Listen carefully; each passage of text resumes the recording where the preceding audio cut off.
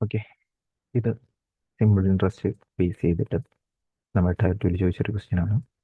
ഒരു എമൗണ്ട് 2000, 6.5% പലിശ. Then simple ഇൻട്രസ്റ്റിലിട്ടു. Period എന്ന് പറയുന്നത് 14 ഫെബ്രുവരി 2023 തൊട്ട് 28 ഏപ്രിൽ 2023 വരെ.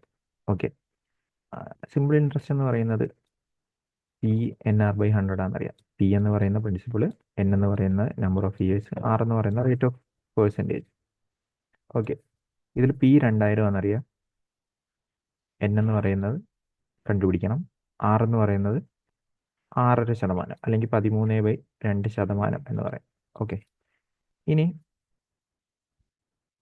6 എന്ന് പറയുന്നത് എത്രയാണ് ആക്ച്വലി, എത്ര ദിവസമാണെന്ന് നമുക്ക് നോക്കാം. എത്ര ദിവസമാണെന്ന് നോക്കാം. ഓക്കെ, അപ്പോൾ 14 ഫെബ്രുവരി 14. അപ്പോൾ ഫെബ്രുവരി ലീപ്പ് ഇയർ അല്ലാത്തത് കൊണ്ട് തന്നെ ഇനി 14 ദിവസമുണ്ട്. അടുത്ത വരുന്ന മാസം മാർച്ചാണ്. മാർച്ച് 31ആണുള്ളത്. ഏപ്രിൽ 28 ആണുള്ളത്. ഏപ്രിൽ 28 ദിവസമാണ് ഇവർ പറഞ്ഞിരിക്കുന്നത്. സോ ഇതെല്ലാം കൂടി കൂട്ടിക്കഴിയുമ്പോൾ 8 4 12, 3 3 2 6, പക്ഷെ 3 2 5 1 6 7 73 ദിവസം. പൊതുവേ നമുക്ക് ക്വസ്റ്റ്യൻ ചെയ്യുമ്പോൾ ലീപ്പ് ഇയർ അല്ലാത്ത കേസിൽ നമ്മൾ ഒരു വർഷം 365 ദിവസം ഉണ്ടെന്നാണ് കണക്കാക്കുന്നത്.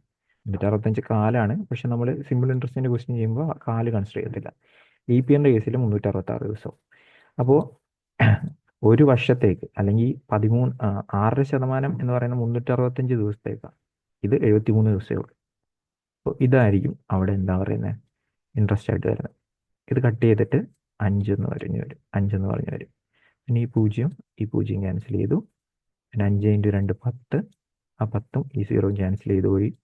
13 × 2 26. ഇതായിരിക്കും ഈ ഒരു ക്വസ്റ്റ്യൻ്റെ ആൻസർ ആയിട്ട് വരുന്നത്.